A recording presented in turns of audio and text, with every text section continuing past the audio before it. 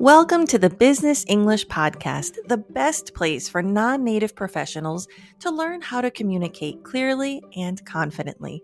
My name is Tanya Suarez, and in each episode, you're going to learn specific skills to develop your corporate communication, American pronunciation, and career strategy in order to build the life you deserve.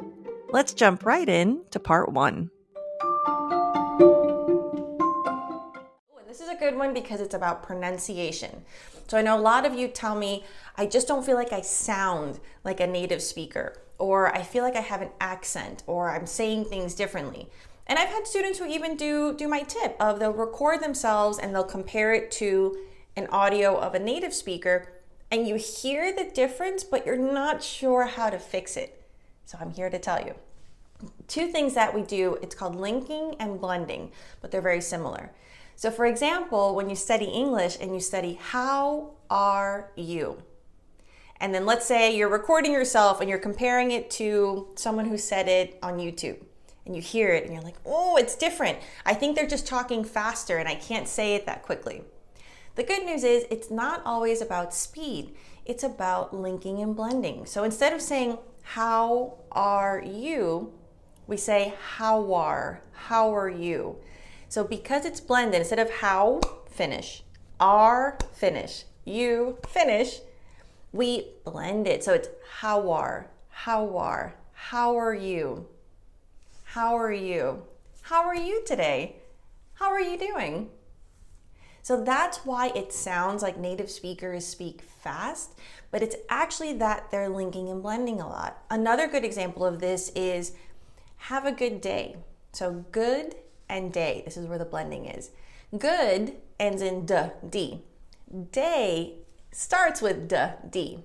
Instead of saying have a good day, when you end the d sound, good, your tongue like goes from the top of your mouth and it separates day, and then it goes back up for the next word. We don't do that. We kind of just use one d for both words. So have a good day. It almost sounds like good day. Have a good day. So whenever we have things like hot tea, I don't say hot tea, hot tea. So that extra half a second, that extra effort, you don't need it.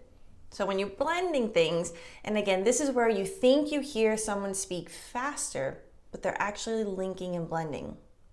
So have a good day. Have a good day. Good day. Good day.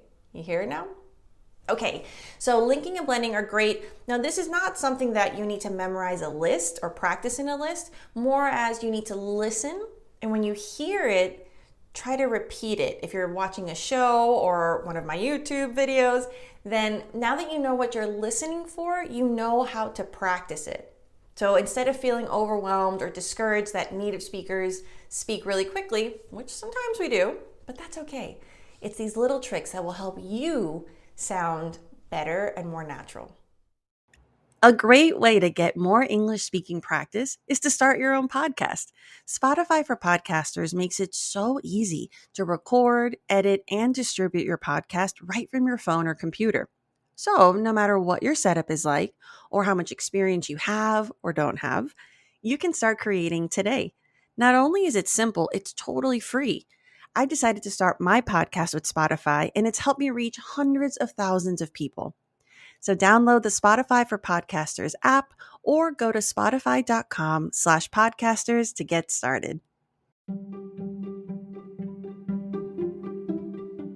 For more business English resources like articles, videos, courses, and one-to-one coaching with me, head over to tanyasuarez.com.